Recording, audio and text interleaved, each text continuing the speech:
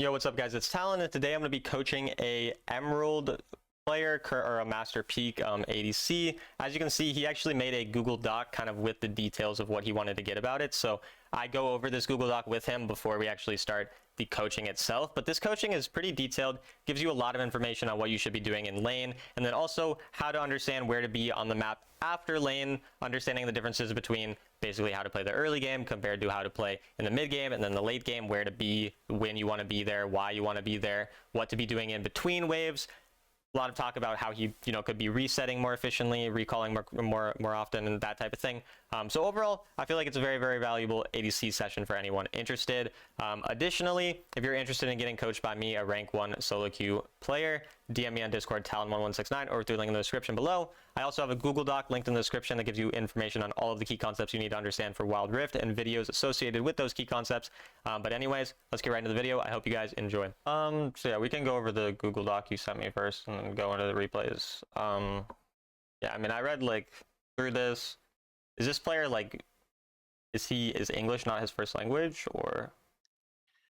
Yeah, something like that. I think they were just trying to send me something really quick. They're messaging me in game, so. Okay. Are they're sovereign, or they're what, Yeah, challenger or sov. Okay. Other than that, I mean, everything looks pretty fine. The builds, I don't know if I would go collector and BT. For me, it's more of I would choose between them. Collector is gonna be better if they're really squishy and you're not worried about dying. BT, obviously, you're tankier and better in the tanky comps because you can sustain off their tanks easier, but usually one or the other. Okay. And then you do the same stuff that you are saying after. Yeah, I wouldn't really go IE second ever, though. That doesn't really do anything damage-wise. It's not even very good. I mean, it's fine damage-wise, but you get no passive, and it's not really that much more damage.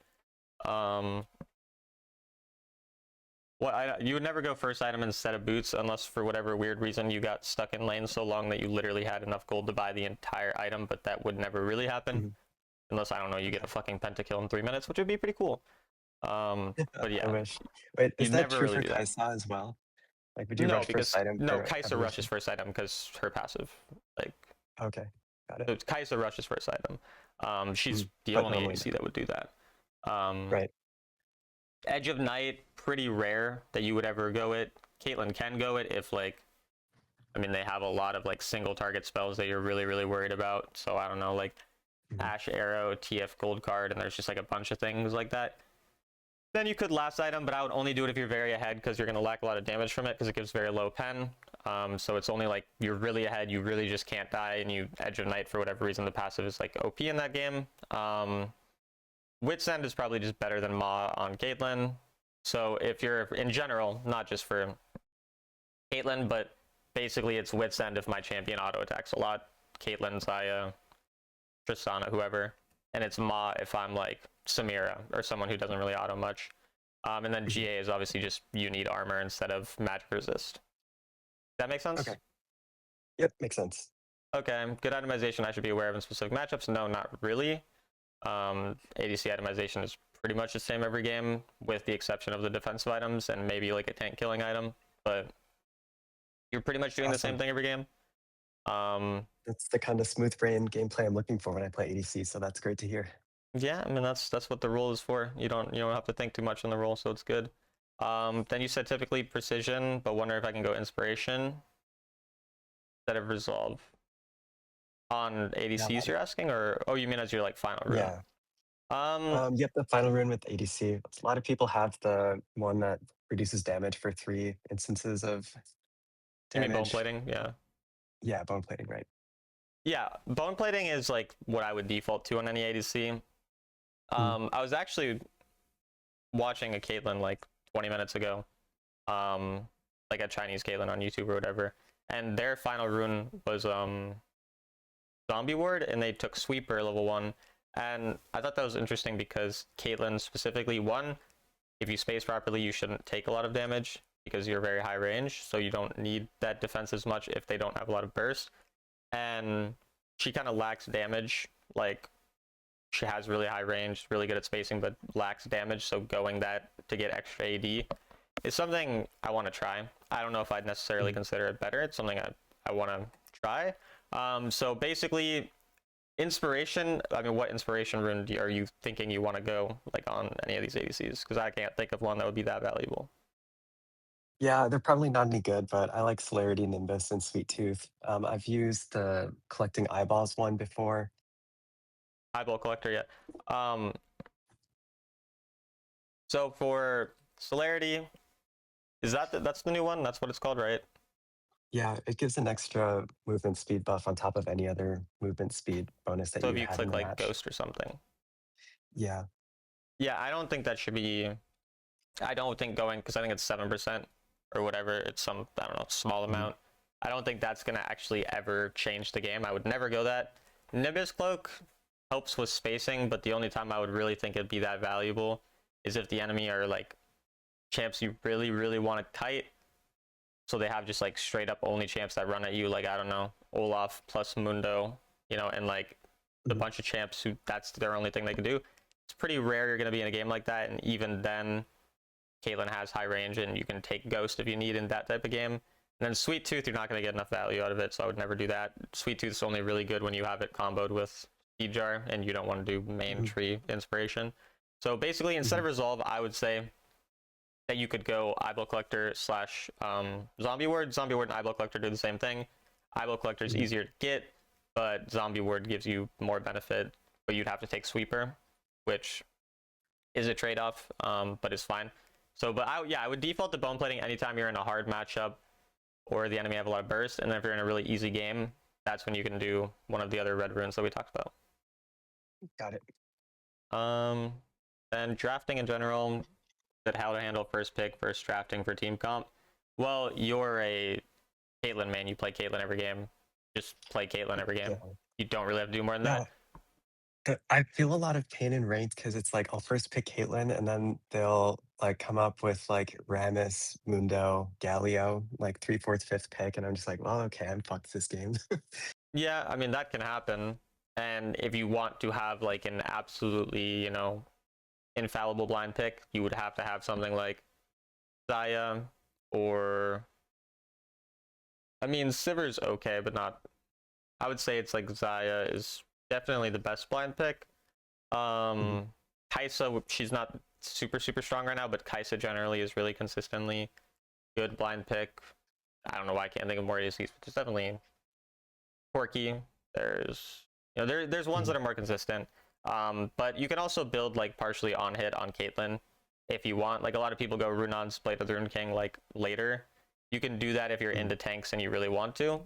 You can go like if they have any squishy champions, you can still go Collector. Otherwise, you can go like Bloodthirster, Magnetic Mortal, Runon's Blade of the Rune King. That way, you're at least going to be able to do something into the tanks.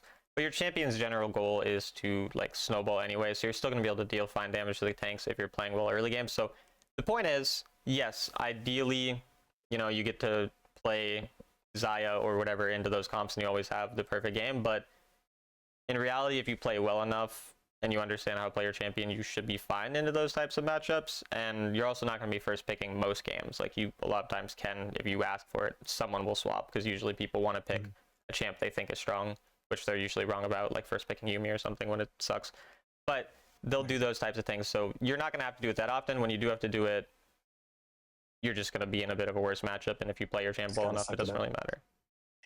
That's Um, good. Yeah, that answers a lot of my champion pick questions. So I'll just have a backup.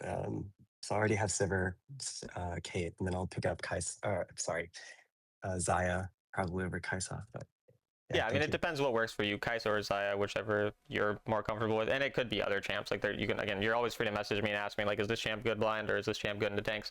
Because right now your champs are very good into squishies and they suck into tanks. Like your champion pool, Caitlyn and Samira are really good into squishy champions and pretty bad into tanks, and then Sivir's fine into tanks, but not like a tank killer. So that's really the only Mhm. thing you're missing if you're trying to build up a full champion pool. But like I said, you don't necessarily have to. It's just it can help if that's something you struggle with a lot. And then, is there an all or nothing jungle style? What do you mean by that? So I get jungle fails sometimes, and I'll often end up as Nunu, and I do pretty well early game. It feels like I'll be like 8-0-10 or something. I'm ganking the lanes. It feels like we have a lead, but then I just fall off at some point, and I still end up losing most of those jungle games. So I don't know. I'm just kind of like, I just want to do something that's like high risk, high reward, like get something and we win, or it's just will end. I'll lose as soon as possible. Like either one. I don't really know if that's how I would approach jungle, even if you're filled. Like Mhm. jungle is a rule that the bad junglers that I'll play against, the reason they're bad is because they are risky most of the time. Like they're ganking when Mhm. they have camps up, or they're trying to force plays, or they try to flip an objective when they're ahead, or they try to force a lot of fights from behind or even or around their weaker lanes. Like most of jungle, you're not looking to have super risky all or nothing plays. That's not how the rule Mhm. works. You farm your camps in there, and Nunu is like Nunu and Rammus are probably the only two exceptions where it's relatively frequent that you might skip a camp or two Mhm. to look for a gank. But then the issue with that and why those champions have weaknesses is that if I'm a farming jungler or even just a snowballing jungler like Lee Sin or whatever, and I'm into those junglers and they force their ganks early, their ganks don't work out. I am super, super far ahead. If their ganks do work out, I'm still ahead in XP because I'm getting more camps, and camps giving more XP than the kills will, and Mhm. I'm still going to be relatively close in gold. So basically, like, yes, you're going to have this issue where you force a lot of ganks. Sometimes your ganks work out, and then you get, you're in a fine spot, and then half the time you'll win. Sometimes maybe, your team will throw or lose because you're not going to be Mhm. building a huge lead. You're just going to be building a bit of a lead because you're, again, giving up the farm to enemy jungle and whatever. Whereas Mhm. if you're playing a more consistent style, when your games go well, when ganks work out or whatever, you're actually able to snowball and be very, very far ahead. So I don't really think that you should be playing like that, which makes sense if you're Mhm. filled, why you'd be playing like that. If you're new, yeah, you can be a bit more, but you're still gonna find that issue. There's not really a way to solve that if you continue to spam ganks. Mhm. Do you do anything differently either in picks or like with your playing game when you have a team that's super farm hungry? So it's like you get drafted with a Kale. And you're a Um, jungler. yeah, you're a jungler, and then you Yeah, have as a like jungle, your three. goal changes from, okay, I want to make play, like I tell you path, or I tell people path towards your stronger laner. Generally, path towards the more Mhm. volatile laner. Times where you can get ganks off and you can make plays, right? Like a champ like Nunu wants Mhm. volatility. But if you notice that, okay, it's Caitlyn Nami into my Vayne Lulu, and then it's Volibear top into my Kale, and it's Syndra mid, and they have Ahri. So they have just all winning lanes. You're not gonna make a play. Like none of those lanes are very gankable, and none of those lanes are winning at all. So now your mindset will Mhm. change to, okay, well, I'll path to what I think is susceptible to something negative happening. So Vayne and Lulu into Caitlyn Nami, I don't think like, oh, they're gonna be diving and then looking, for some like really aggressive play. Like the way Caitlyn Nami will kill them is through poke, and when you're killing them through poke, it's pretty hard to like gank them because they're still going to be at long range and be able to survive pretty easily. And they have ways to avoid Mhm. ganks. Like Caitlyn will have Ghost and Flash. She'll have her E. Nami will be able to ult you, bubble you. Whereas if we look at Volibear, Volibear is a melee champion. He has to actually go on our Kale, go aggro, push, and then look for an eventual dive. That's something you can Mhm. actually probably counter gank. So when it comes to those types of situations, you're basically thinking, okay, instead of which side lane is stronger and which side lane can I play around, which side lane can I protect better? And then let's say you decide, okay, I'm just going to play to protect my top laner. So I path towards top lane. So I clear 3 camps, and then I go to top side. I clear my top side camps, and then it turns out your Kale's fine. Then you're just going to recall, and then you're going to go after you farm your camps. You're going to recall. You're going to go back to bot side. Now you'll hover bot side. So you're just basically playing way more reactive, where whenever enemy jungle might be looking for a dive or people are in danger, that's when you go and help, rather than going and help when you see angles to gank. I mean, if you see an angle to gank, you will go for it, but you're probably not going to see any angles to gank because of the lanes. Does that Mhm. make sense? Got it. Yeah, I like the way you think. Okay. Um, then team fight. Well, is there anything else on the jungle stuff, or is that all? Are you good? No, that's good. I guess just do you have any recommendation for a jungle champ for a guy If who you're likes autofilled, ADC gameplay? Yeah. Nunu is fine if you're autofilled. Like that's not a bad champion. You just have to. I'm guessing you have to prioritize ganking slightly less than you are, but it's harder with her. Like she is her, he. I don't know what the people tell me. I mess up the gender all the time, but that champion is a very gank focused champion, so it requires more knowledge of lanes and jungle to play that champion. It's very simple mechanically, and you can still play it pretty much just like farm and play normally, and you don't have to do too much different. You just gank within the timers. I sent your team last time like the 150 to 220, and then within 230 to 345, like you look for a gank on that side, and then within 5 minutes, like those timers, those are when you're looking for ganks, not at your 4 camps. Like you're waiting until you've actually have more camps. So the point is, you can play Nunu. You're probably just gonna have to play a little bit differently than you're playing, or if you want other easy ones, pretty much any bruiser jungle that you feel most comfortable with is easy. So if you're comfortable with Vi or Jarvan or Xin Zhao, Wukong, Volibear, like any of those types of champs have a playstyle where they can play every game, because you can carry on any of those champions, but you can also be engaged and like relatively tanky. And they're fine being consistent like farm heavy champions, but they have the ability to gank when they need. So they're very versatile. So if you just want like one champion, any of those are fine. But again, Nunu is completely fine as well. Got it. That's exactly what I'm looking for. Thanks. And then team fight positioning, target priority, what to do if allies don't defend, backline.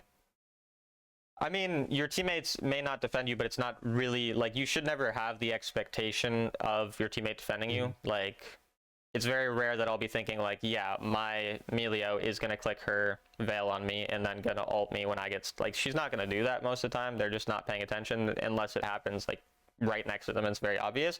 So most of the times you're not thinking about how can my teammates help me. You're thinking about which spells are most dangerous and how can I avoid those. So do I need to buy a stasis after my 3rd item because the Zed's targeting me and my teammates aren't feeling that? Or do I need to wait until Vi ult goes out and someone uses it until I can go forward because my teammates aren't peeling me? Or sometimes as well, like you might need to go, stand next to your teammate who can protect you, because like your Melio, if you're directly next to them or whoever it is, maybe it's a tank, they will probably just react to what shows up on their screen. So they're going to click their buttons on you or near you if you're already right next to them. But if you're positioning slightly far away, like they're not going to be the ones to help. So basically the point is, you can't rely on them. You just have to keep track of the proper spells that are actually dangerous to you and understand if that means that you need to go forward with your team so that they can protect you, because if they're next to you, they're going to be able to protect you. Or does that mean that you have to wait until those spells are used on someone else and then go forward? Okay. Kaisa, on hit into tanks, crit into squishy champions. That's pretty much the gist of it. I mean, maybe if you have like really low AP, the on-hit AP build is going to have more AP, so if you really need AP as well. But generally speaking, yeah, crit into squishies. The only other thing is on-hit is a bit more attack speed, which means it's better with percentage attack speed increases, which Ardent Sensor and like stuff like Lulu, they give percentage increase. Oh, so okay. I didn't think of that. if you increase it by a higher percentage, it's better. Or if you increase a percentage that's higher by a percentage, it's better. So you're going to have a bit more DPS with on-hit. So, but mostly just tank versus squishy. Like I would still, if I have a Lulu but they're really squishy, I'll go crit. But if they're kind of like middle health, like they got some bruisers, maybe a tank, and then they have squishies, and you have a Lulu, that's how you'll be like, okay, well, I'll go on hit here. So yeah. And then if losing lane priority is Kate, I mean, so your support does. Yeah, like if you're losing lane priority as Caitlyn, you're going to respond the same way you would respond as any champion. Like it's one of two things. Either the wave is pushing far enough that you just let the enemy push under your turret. Like maybe they're wave scared. Like maybe you're Yuumi and Caitlyn and they're Draven and Thresh. And even though you're Caitlyn, you can't really, get prio because they play properly. And then you just have to let them push and you farm under your tower. You just have to be aware of their all-in angles and you have to preserve HP so you don't get dove. Because really the scary part about losing lane priority is, one, the enemy can out-rotate you. But if you're losing lane priority, you kind of just have to accept that. That's not something you can stop. The thing you can stop is getting dove. And the way to stop dives is not do some crazy shit under tower. It's preserve HP so you don't get dove. So essentially that means only walk up when necessary for last hits, or if you're understanding that, okay, my jungler is pathing away from me, and yes, I might lose this last hit, but the enemy jungle is an early game jungler, or maybe you did already see them on the map, and you know that the enemy are going to dive you on the next wave, well then you need to preserve as much HP as possible. But then the other thing that you have to try to do when possible is thin out the wave. Because if the enemy have a huge wave, one, they're going to have a level advantage on you because you haven't killed all those huge, all those minions. And then two, they're going to have more minions to damage you and tank. So you have to basically find a balance between killing enough minions that the enemy can't crash it on you super, super hard and then dive you, but also preserving enough HP, like not going, not greeting for one last hit that doesn't actually change that much. And then and also making sure that the wave continues to still push into you. Because if you're into one of those scary matchups, you don't want to end up hitting the wave too hard to try to thin it out, but then it turns out that now the enemy can freeze on you. The reality is most solo queue players will just unfreeze it anyway, so you're usually not, like, unless you're actually playing against a good player, that's not going to be a worry. But if you are into Jackie or something, then that's going to be a problem. So basically the three things are when you don't have prio, accept that you can't rotate, and then if the enemy out-rotate you, just use that to get push. And then, again, if the enemy are looking to dive, you have to find the balance between thinning out the wave, but also preserving HP and not pushing the wave back into them. That make sense? Yep, makes sense. Okay. Then when queuing with friends, shot calling for jungle and support and voice chat. Yeah, so Shot this last calling. one, Yeah, go ahead. oh yeah, I was just gonna, I queue with like almost every day with 2 friends, one jungles and one play support. So if there's just anything that I could do that would have good synergy with them, the jungler plays a Mumu. Support usually goes Morgana. Mm-hmm. So shot calling is like not a thing. It's not really a thing. People use this phrase a lot, but like it's, I mean, shot calling is there's not like a designated shot caller. There's not like someone who's like they decide all of the plays. Ultimately, when it comes to what you need to be communicating, it's pretty much understand when you can rotate. Like, as in, let's say your jungler wants to do dragon and they're pinging dragon, but you haven't recalled yet. Tell them, no, we shouldn't do dragon, and I can't help you. Or if they're going for scuttle and you don't have prio, tell them, no, like, just give it up. It's fine. So essentially, the main thing that you need to give to your teammates is help them understand what you can and can't do based on your lane state. So can you rotate? Can you, like, what do you want to do? That type of thing. And then communicate with them when, like, if you're the carry and there's a champion who's scary for you, try to think about how they can respond. So if there's a Leona, tell your Morgana, if Leona can't stun me, we will win pretty easily. So just tell her to pretty much pay attention to Black Shield you or Veil or whatever for that one champion, because like you're really fed, and if you don't die, that's all that matters. Or if you're like seeing that there's a person who's really fed, and if they die, you win. Like, say they have Xayah and Lulu, then tell your Mumu, like, the only way we can win is if you flash and stun the Lulu, and I'll try to blow up the Lulu for you. Because obviously you can't kill Xayah, so we have to choose Lulu instead. So basically communicating your lane state so they know what they can and can't do in terms of making plays. Communicating who's dangerous to you / who needs to be targeted. Those are really the main things. And then, yeah, just like telling them, like, if you can't go to an objective or whatever, like that's pretty much the gist of it.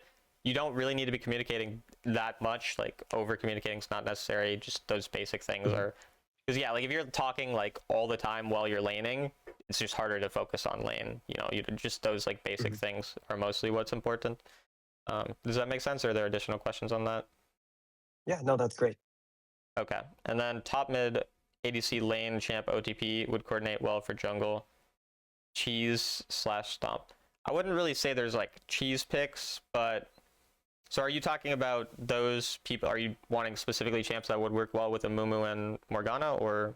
Yeah, just with the idea that we're communicating regularly, just be like, okay, you know what, you play Mumu, like I'm gonna do a weird like Lee Sin pick, and we're just gonna go around and like roam the entire game or something, just something stupid like that. But Okay, well, so top lane, all of these picks are probably going to want an AD champion because they're playing 2 AP champions. I mean, a Mumu passive does make him work well with AP, but you'd probably still have too much AP anyway, so they probably AD champions are most optimal for these. So top lane, you have a Mumu and Morgana. I mean, those champions are pretty supportive, so I would probably want something that's relatively like carry oriented or has a decent amount of damage. So I mean, you could play a champion like I don't know, what do you play top lane? I play Singed, which is Okay. probably not the carry champion you're talking about, Yeah, but and it's AP, so otherwise I it's do going to be very Riven. bad with that. Mm. What'd you say after that? Sorry. Yeah, I've tried working on Fiora, but I'm really bad at her. Other than that, I play Riven okay. Can usually do pretty well with her. Yeah, I mean, of the champions you listed, Riven would be the most fitting. Fiora would be if you were good at her, but she's hard to play, and you said you're not very good at her. Mm. Riven's relatively hard. Uh, how Um, about Yone? yeah, Yone would be a good one. Like that's not Okay. bad. The only problem is he's kind of like it's a hard OTP because he doesn't have like he has more bad matchups than good matchups in top lane. Oh, Um, I see. Same kind of with Okay. Riven, whereas a champion like Jax or Camille are more consistently. Oh, I play Um, Camille too, actually, now I that you would say reminded me. Camille would probably be good. I mean, Camille, you need to understand how the trading works. Like your W and your shield, if those are up, you trade. If those aren't up, you don't trade, and you abuse those super hard. Because a lot of people don't realize that those are your trading patterns. A lot of people don't even know. I mean, I was literally coaching Mio yesterday. Well, I guess I shouldn't because it's recorded. It doesn't really matter. But I was coaching Mio yesterday, and she literally didn't know what Camille did. Like, um, Mm. and that's relatively common that people just don't know these exact spells or what you need to trade around. So you're usually able to get out of lane fine and you scale really well there. The only problem Mm. is you don't have like insane early game with a Mumu Morgana and Camille, but you Mm. have good gank set up. Like once you hit 5, like if your jungler's there when you're 5 and a Mumu is 5, a lot of champions you can just ult and just kill for free. So it's pretty good to coordinate with. Like it's a good champion duo trio and it has carry potential. And if you play the lane matchups well, even though like in a hypothetical world where everyone was good, Camille would have some matchups that are really hard because that's not a real world that we live in. You can play her in basically every matchup. Hardest is probably Jax. Um, but yeah, that's Mm. probably the best one of the ones you kind of listed. Um, Got it. mid Awesome. lane, Thank you. mid lane.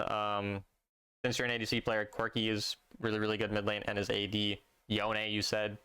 So Yone, Quirky, I think like make the most sense there. With I like Orianna a lot with a Mumu, but if you're also having Morgana, it's a bit much. So I would say Mm. like Yone or Quirky.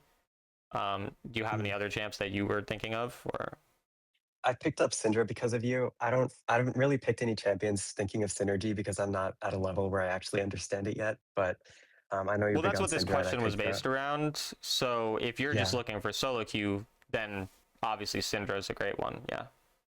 Um, Uh, or even yeah, I with think these people, Justin. you could still do it. It's just the problem is if your top Mm. laner picks AP, like you're gonna be pretty fucked if you're having 4 Right. AP. So Yeah. I think just in general, I've been playing for a couple of years and I pretty much only played Caitlyn, so I'm just trying to branch out a bit. I feel like mm, my game knowledge and playing just has been kind of gimped by just doing one thing the entire time. So trying to find some other things to round out what that I'm makes doing. sense. I feel like I've developed some bad habits. Yeah. No, so yeah, I think those mages, Syndra is fine. And then when you're playing with those people, you might want to play. I mean, you can honestly play Tristana mid. Like Tristana mid's actually not bad, and you said you play some Tristana. Oh, okay. I love Um, that you said that. Thank you. yeah. I Have mean, the yeah, green she's light. she's a fine mid laner, and it works well because of the fact that yeah, you need AD. Um, Mm. I think there was some Chinese player on YouTube who was playing Tristana mid. You could even watch that.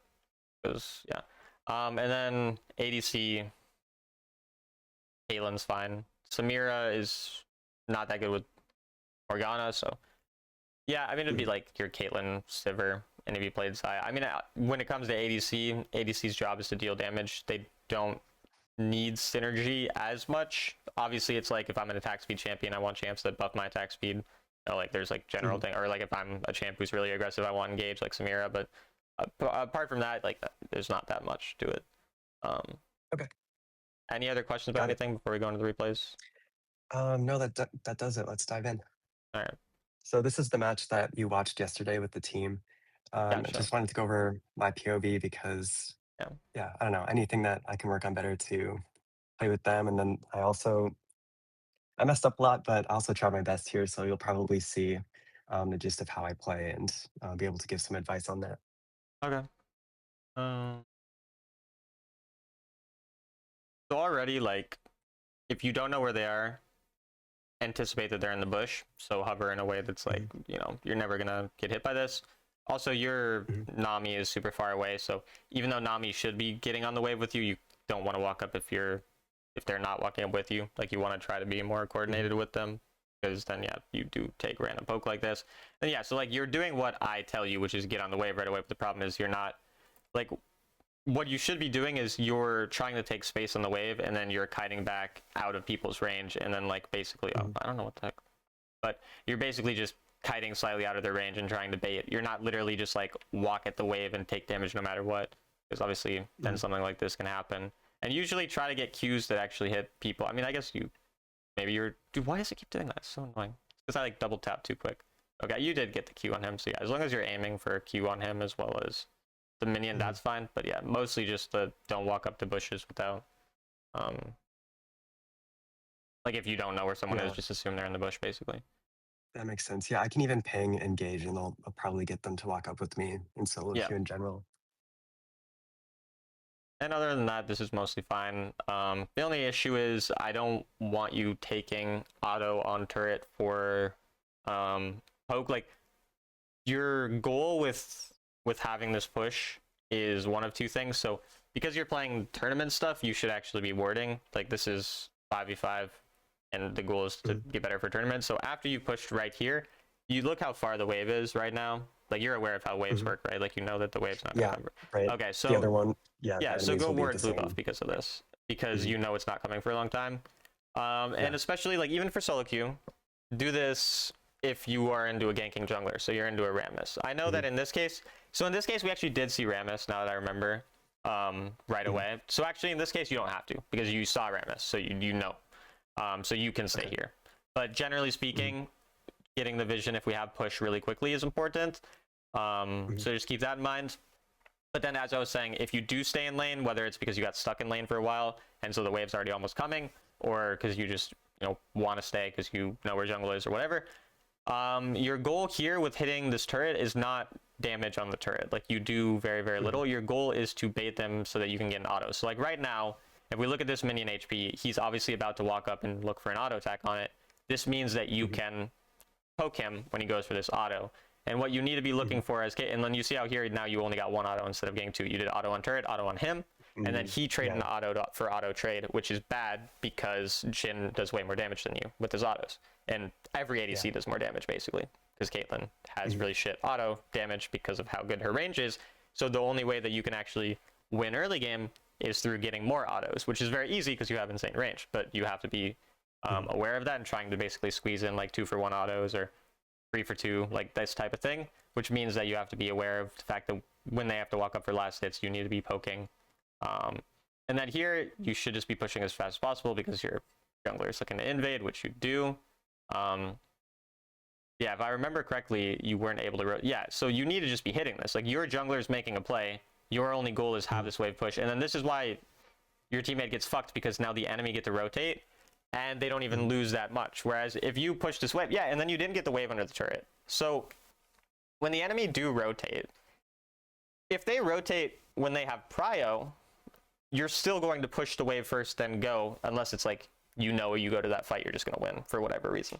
But otherwise, you push the wave, and then you at least make them lose something. Like, even if they don't, like, even if he gets a kill here, if you were pushing bottom lane wave right away, they would lose this 200 gold from this wave. And then, okay, they got 300 gold from a kill. They lost 200 gold. That's obviously slightly beneficial for them, but that's assuming they got a kill. And so... it would have made the difference because I was neck and neck with gold with the Jhin, so you're so right with that. And again, like, then you would have been able to rotate. Because if you just look at how slowly you hit this, like, you started hitting it at 45, and it didn't die until 1 minute. You obviously could have pushed it way faster. And then you could have been here anyways. And oftentimes you're going to get a level. You're not going to get a level here, but very often you're going to have like a level advantage because you push that extra wave, and then that even makes you stronger there. So basically, like your teammate kind of gets screwed because of that. So again, we talked about when we were talking from the jungler perspective that they shouldn't have done that. But as it relates to your perspective, if your jungler is looking to make a play, you just push. Like, it doesn't matter, because like it really doesn't matter. You're gonna deny them gold then, you know, guaranteed, and then you have the ability to rotate faster. And then here, your goal is mostly just to find a recall by pushing the wave. So, because like you're pretty low. So when you're pretty low in lane like this, basically just get on the wave, push it as fast as you can, and then look for a recall. But you're completely unaware of the fact that you can die here. Like, if Lux lands her Q, and then Jhin follows up with W, you'll die or you'll be very, very low and you'll lose everything. Maybe you'll just cleanse and leave, but you're still going to lose stuff. And so when there's these dangerous spells in lane, we have to be aware of them and wait for them to come out or try to bait them out before going super far forward. So like the level 1, when you walked on the wave right away, you queued the wave without regard for Lux Eing you, and then you took damage. The same thing is here. Like Lux, you're not even dodging, you're just walking straight up and queuing basically in her face, like as her E hits you. And then her Q too, you didn't dodge this, you just missed it. And you could have obviously been hit and been screwed. You weren't really trying to bait it at all. Like what you should be doing is playing on the edge of her range and being ready to E if you see those spells come out, or just like slowly, you know, autoing the wave from afar and waiting until she uses her spells, rather than what you were doing, which was again just pretty much walking directly on the wave. So, you know, you watch what people tell you, whether it's my videos or other people's videos, and you play for prio, but you are playing for prio without any more like thought. You're just hit the wave and that's that. It's not literally just hit the wave permanently and that's all that matters. Like you need to be more concerned as well with health and trading, which means when the enemy walk up for last hit, we take those autos on them and we play to win those trades. When the enemy walk up and take space and they have dangerous spells, we respect that we try to bait them out, or we try to dodge them because you have like your E to dodge these spells, but you're not like ready to react because you're not thinking about those specific spells. And that's really important, especially when you're playing into engage, like Leona, Thresh, Nautilus. It's like, okay, Nautilus, he's gonna hook me. I need to make sure that I'm positioned in a way where I can't be hooked. And then once that hooks out, that's when I take the space. It's the same against Lux, except it's her Q and her E, you know. Does that make sense? Yep. Okay. One other question about Yep. positioning in lane. I know that typically the ADC is going to be standing on the riverside and the support will be in the bush so that they can poke and harass. As for Caitlyn's passive, where she gets double the charges on her crit when she's in the bushes, would that switch at all, or It what do doesn't you think? switch, like, so that is a general rule. Obviously throughout the lane you're moving back and forth, and so when you see an opportunity, like let's say you're here and you're trading with the enemy, and let's just say hypothetically you're winning the lane, you can kite in a way where, like, or not kite, but as you follow them, you follow in a diagonal line so you get to the bush eventually as they're running away. But as a general rule, you're still going to be staying outside of the bush, because like you're not going to be like, when the lane is here, when the wave is here, you can't auto them from this bush. And if you stand in this bush, obviously you're trolling. I think that's pretty obvious why, right? Like, take damage. Yeah. So you're not going to be able to auto them from this bush most of the time, so you're not going to get much value from your passive. The time where you're going to get value from your passive is when you're chasing people down and they're running away and you can get into the bush. So generally you're still going to stay on the riverside, but yeah, I mean, you obviously can be cognizant of it in certain situations. Okay. And then the other thing was you just should recall here. I don't even care. Like, I'm assuming you probably have 1,200 gold right now. I don't know, but you probably have about 1,200 gold. Yeah, I'll pull it up in a bit in the replay in the menu. I Yeah, think but here I was thinking I have my passive charged and I just want to get one more hit on them, but it doesn't matter because they're going to recall anyway. yeah, they're gonna recall. Don't currently know jungle location, and you can just grab a Vamp Scepter, or if you decide to go Collector, you can go Dirk. Doesn't matter. But yeah, so you stay up here because you're trying to get boots, and you need this next wave to get boots. It's good to play for boots recall when you can, but if you're low health, your Nami is no mana, you have the enemy, you know, like you have a wave pushed, just take the recall. You're going to get back to lane nearly by the time the wave comes anyway. You're not really going to lose anything, and then you can find another recall. Instead, you get stuck here, low health, and then anything could happen. Because this is 205, this is a timer we've spoken about is gankable. Yeah. You don't get ganked here, but it could, you know, happen, and your jungle's not here as well. So now you stay, and then here you definitely need to recall. You have 1,400 gold by now. This doesn't. Yeah, you guys were recalling, but then you Breathing stayed. super hard. Is there a reason you decided to stay here? I'm just trying to get as many waves as I can. So I see the minion wave coming up. So I'm like, I'll do one more push under the turret, then I'll recall. So if you have the wave, like the wave is like 5 seconds from, it's like probably 8 seconds from coming here. You have enough time where all you're going to lose is one minion. I don't care if you lose one minion to get a recall. I'm almost always happy to get a recall where I gain over half my HP, half my mana, and I get to buy something valuable like boots here, compared to getting an extra 45 gold or 40 gold, whatever it is, from a minion. Like, I will give up 40 gold to get a recall where I spend 1400 gold. Or, well, in this case, you spend 900, but you get the point. So spending a decent amount of gold is fine. It's fine to lose a minion or two as long as the enemy aren't going to like get plates or have a bunch of prio, and you'll get back in time. And then if the enemy do not recall, obviously you fuck them because they're low health and they haven't spent their gold. And if they do recall, then you lose just as much as they lose, and relative to the enemy, you're not any weaker or stronger, and you would get your recall off. Instead, again, you stay here. Look how much time you have to recall right now. The wave is nowhere near. Instead, by the time you actually look for recall, the wave gets here because you're not ever looking for that. But even here, I'm still fine with it. You know, at this point, it's not like bad. But you can just see how you've never had, like, you're staying in lane for a very long time when you have.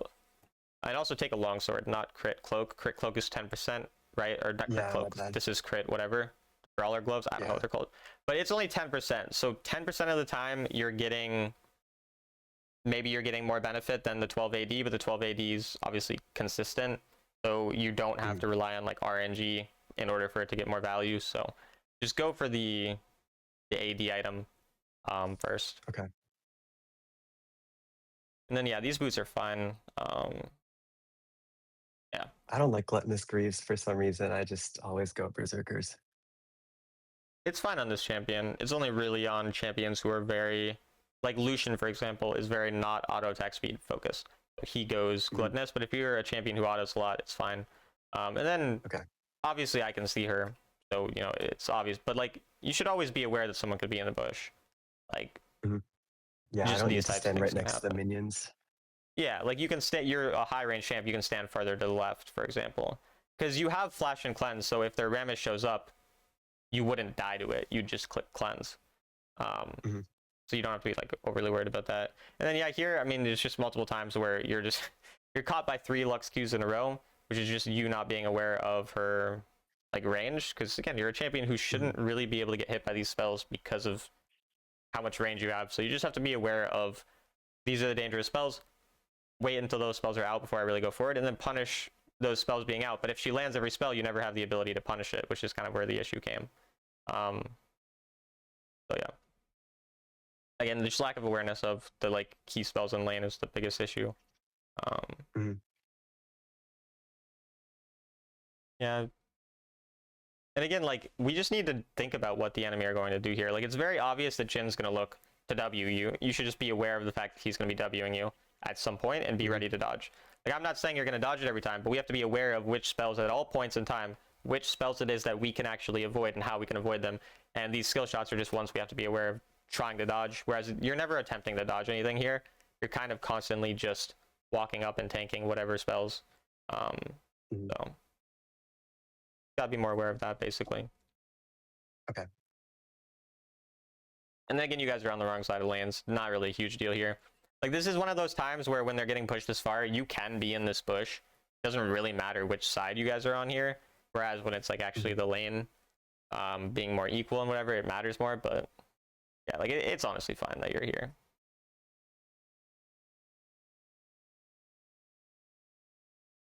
And then be less scared as well. Like you can auto this guy more at this point. I hate how when I double tap it does that. But you can auto this guy more at this point. Like a lot of people you'll see like when you watch like more lower ranked players, they get ganked. They will absolutely never turn a gank. They'll be like, okay, it's 3v2. I just run away. But when you watch really good players play, a lot of times they get ganked. They'll respect it. They'll do whatever they need to do to get out. But then they'll auto attack back as the enemy is running out. Like right now, what can the enemy do? If you start auto attacking, they can only land this CC from these champions, and these champions are 3 screens away from you at this point. You know, like make them walk forward at you, and then respect it and back off. But instead, you immediately back off here. You don't auto that guy, and he doesn't. Like it doesn't matter. You know, it's not something that in this game affects anything, but it's something I want you to always be in the habit of doing because it can matter. So yeah. And then again, lack of awareness, you're getting hit by basically every single Lux Q. Like, Yeah. if we just look at this, like, what would she be trying to do here? The only thing she's looking for is a Q. Her body language is so obvious. Like, one of the main things that I learned that I used to suck at was body language of people. Like, it's very obvious what they're going to do if you look at just simply where they're walking. Like, Lux is standing in the minion wave, right in your auto attack range. Of course, she's just going to look for a free Q. Be aware of that and be trying to dodge. Like that movement that you did is a dodge. Like, that's what I'm wanting you to do more often. Like, it's a fine risk reward because you have cleanse here, and if you get hit by her Q, you're not going to die. So you can take space and try to dodge these spells when you're in a situation where it's like you get hit, you just lose the trade slightly. It's nothing, bad. Whereas when you're in a situation where you're low health, obviously then you just respect it completely and you just back off. So that's what I want you doing more often, because then you're just able to trade back super hard and like win that trade there. Again, that's what you're doing there. Like, you see how this is what I want you doing more often. This is why this ends up working out, is because you're actually aware of the spells that can hit you there. And then, yeah, like, if anything scary happens, you're completely fine. Oh, that was a nice snipe too. But yeah, that basically sequences what you need to be doing more often. Like, you need to be more aware of which spells you can actually dodge and make out plays like that, and stop greeting random waves. Like, this doesn't, unless this gives you item. If this gives you item, then it's fine. So maybe it does, but I don't know. Might be doing that. Maybe that's why you stayed. If you stay for that, it's fine. Obviously, I can't see. Otherwise, Yeah, I think we I would was rather. like 50 away from Thirster, and that's why I was like, I need to stay for item because Dragon was fine. up or something. Okay. I'm fine with that. And then I would push Shabbat wave, and then now we're starting to look. So typically 6-7 minutes, basically after the first objective, our new goal becomes basically cycle between waves. So push our bot wave's pushed, look to get gold elsewhere. In this case, your jungler has 6 camps up. Take their Krugs after you do this. Like, clear this wave right away. Yeah. Look for other ways to get gold rather than just kill lane or kill turrets. Like, that's usually not going to work. I suck up jungle usually, but when I'm in like team games, I try not to piss them off too much, so I let them have their camps. But if your jungler is getting pissed at you for that, it's weird because they have 6 camps up. Like, if your jungler was walking to red side, sure, but like your jungler is literally currently ulting while they have 5 camps up. Like, this is, and then look what you're doing here. You see how you're just sitting here auto attacking a guy a couple times when there's nothing to do here. There's nothing to fight over. yeah. This is the time you could have used for Krugs. Like, look how long you have nothing happening, and you just walk up and you decide, I just want to hit someone a couple times when they have a shield. Right. And like, yes, you're gonna win the trade slightly. That's great. I don't know why she ults every time that she lands a Q. It's really weird. But Yeah. like, again, like right now, your wave is pushed. Your goal is not hit turret that's 2300 HP by yourself. You're gonna do like 100 damage to it, maybe 200 damage to it. The people are standing there. They have wave clear. Like, Jhin has very good wave clear. Lux can E the wave. Just go get gold somewhere else, and then don't come back to lane until the wave is coming. Like, the fights revolve around the waves. When the wave is there, you make a play. When the wave is not there, you don't make a play. Now, if your jungler is here, obviously, like, okay, we'll dive or something, but like, that's not the case. Like, their mid laner is literally coming. You also did get pinged by your teammate. Yeah. And we're just, again, sitting in lane, and this is why this ends up leading to you losing everything. And then Ahri being really bad, so it's like, fine, I guess. And then, yeah, so mid laner rotates, they're on the lane, reset, go mid. This is a timer for a swap. It's not a timer to go and hit the wave with another person. Like, this is just you guys sharing gold for no reason, and now you both reset later when you could have reset way earlier, gone mid. You could be on mid in 5 seconds from now, 10 seconds from now. Instead, Syndra has to walk back there. Syndra, it's way more convenient for her to stay here, because you want to recall anyway because you're lower health. Syndra stays here, she gets the wave right away, she has insane wave clear. You're getting on mid, you're able to start hitting mid. Syndra has the ability to move, the enemy are stuck under the turret. It's very good. Instead, again, your entire thing is just let me hit my turret over and over again. And okay, like, all you've been focused on this entire game is hitting the turret, and you've gotten it to 1500 at 830. Like, that is not, if your only thing that you're trying to do, you're not even achieving that goal. Like, it doesn't really make that much sense to constantly be going for it. And then again, you lost health because you went for that turret, so now on this fight you have no health and no mana, because you're constantly spamming your mana, like your Qs and whatever. Of course, fights on the people under the turret, who are just going to survive. So I think, like, what you might not understand when you've seen, I don't know if you've seen me coach other Caitlyn's. I think you said you did at one point or something. But like, I'm telling them get prio and play for push really hard, and I'm telling ADCs that in general. But the thing is, what do you do when you have the push?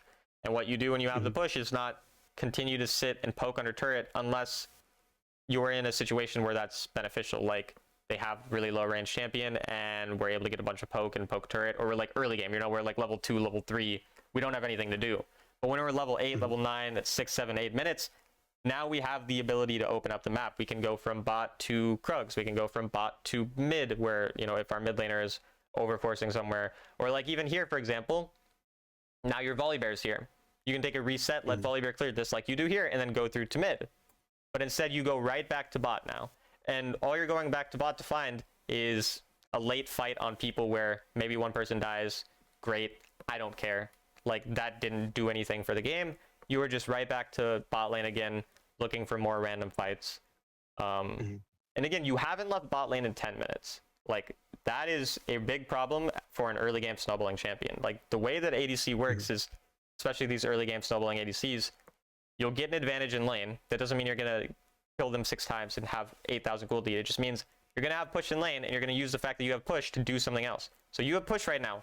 Why are we, again, just worried about, like, Jhin just Qs this. Okay, now we got another 500 to 600 damage on the turret, and I don't care. It doesn't do anything. Like, all you needed was one winning fight where then you get bot turret after. Not 8 times where we clear a wave and then we auto attack the turret twice. Like, this isn't your goal. It's your goal when you have like a big lead and you can snowball hard through lane. But it's not your goal when we're just having prio. We use the prio to then rotate to mid. So even here, like, instead of going bot when there's almost no wave and your turret's almost dead, walk to mid here, take mid control and look for Baron. Like, control things that actually matter. Instead, again, you sit under bot, sit under turret, and you've just been here for like 12 minutes at this point. You have not left your lane until just now. This is the first time you're leaving your lane at 11:38. So we need to be aware of that. And again, just value then. At this point now, it's just like, okay, just mid control. But then again, let's see what you do with mid control. This is essentially going to be the same concept of bot lane, where we use mid control to push into other parts of the map, just like you use bot control to push into other parts of the map. What do we do when we get mid? We sit here under our turret, waiting and waiting, and then the next wave comes. And then what do we do again? Wait, wave. What am I coaching? You know what I mean? Like, I'm literally, I've skipped through 2 minutes and you've just sat here. And that's very common. It's not like flame, like, it happens. A lot of people do this. But no, you literally, I appreciate it. Yeah, you haven't left here. And then you recalled, you go back. The rest of the game is just you sitting here. I don't care about any of these fights that play out because there's nothing happening. And then you eventually cover bot wave, which is fine. Yeah, in that situation, I'm looking at the map, like maybe I go and take raptors or something in between the waves after I clear. Yeah, let's look at each wave individually, because what it was started at 11:28 or 11:49 or 46, whatever. So okay, first wave, we'll just think about what we could do each wave. So this wave, right now, you've pushed it. Have your teammate walk up, look for a ward somewhere if you have a ward. You don't necessarily have a bunch of lanes you can go to right now, like they are pushed, but you could look for a ward or try to start walking into enemy jungle because you have this push. So that's what we could do with the first wave. Then, okay, we get the second wave pushed, and eventually you're going to be able to recall, by the way. I don't know which wave you're going to be able to recall on because I can't see your gold. But like, if you're up 1,000 plus gold, reset on one of these waves too. But okay, right now, this camp is up, right? Our jungler's topside camp. Go get that, right? You're just sitting here. So first wave could have gone for a ward. Second wave could have gone for a camp. Okay, this wave is killed. Obviously could get more camps now because now Gromp is spawning. But also at this point could use push to eventually move into topside with team, because what's happening right now, Volley's resetting and Ahri is bot side, which means you have a timer where your person can be on the map while Ahri can't. Like, your side laner can be on the map. So you could start to look to push into topside potentially. Or now, right now, go and cover your Syndra here, because you see how now mid's being pushed, side's starting to push back into topside now, like into the middle point, so your Syndra is going there, your Nocturne's looking. Use this time to push into topside. Instead, you continue to sit here so that Syndra has no reprieve, and Syndra has to now sit there rather than being able to clear the wave. Whereas if you rotated there, Syndra could clear the wave because she'd have prio, and then that push from top gives you prio on the next mid wave. But instead, the enemy are coming towards mid first because you can't rotate from topside because they're stuck against the Teemo. So then you're continuing to just be neutral on this wave instead of having push. And then the fact that you didn't do any of that meant that the enemy are able to engage on you easily because your Syndra can't rotate, and then they're able to make a play on top because of that. So basically, from this 1.5 minutes, you could have, after one of the waves, gotten into camp. After a different wave, you could have gotten vision. After a different wave, you could have gone and covered top. Make sense? Got it. Yep. Okay. And then this wave, obviously, you're just getting backed off. There's not really anything to do from this point. And then, yeah, like these are the types of words I want you getting more often. Slightly better to get it up here by the number 4, but that's the correct thought process. But then use that to push in. See, like you use this to come back to mid when there's no wave. Use that word to start setting up traps like around this choke point here, where my cursor is, and make it hard for the enemy to walk in and poke them if they ever walk forward, because then nobody can walk from the left side. So then they have to come from where Jin is in order to control the next mid wave. And you obviously have the first track on it because you're going to be here, they're going to be here, you get the wave before they can ever hit your wave, you get control of the next wave.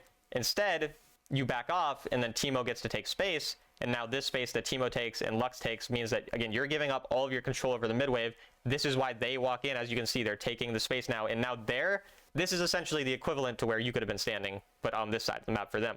Because now they get to get on the wave first, they get to poke you out, and you feel pressured. And this is actually where a fight broke out, where imagine if you had control of this bush, which again, we were talking about how Mio could have, Mio is Volibear for viewers who don't know. Mio could have gone into this bush and taken control. Well, Mio would have been completely comfortable to do that if you had taken space up, you know, on that side of the map in midway, right? So if we're aware of that, you're going to be in a better position to auto attack too, because you're going to be pushed up further. Instead, you see how you got stuck on the wave for longer. So you didn't auto this fight. You didn't get an auto. You haven't gotten it. You didn't auto attack. You played an entire fight as an ADC with the highest range in the game, and you auto attacked once at the end, and you had to flash to get the auto attack off. So you're not putting yourself in a position to auto attack because you're not pushing the wave and having control of it. You're not in a position to follow up. And it's not like you're super strong here. If you're super strong, then it's your teammates' fault if they go in without you. But Mio's level 14, you're level 12, and you don't have a lot of gold, and you're early game champion. So at that point, it's not you who matters. You use the mid wave to be able to go on your teammates, you know, calls rather than the game revolving around you so much. And then this is where, yeah, it's fine to get bot wave, but then you need to immediately push bot, reset, and go to controlling the Baron side. And then this fight, I guess we'll see what happens here. We're hitting Rammus a bunch.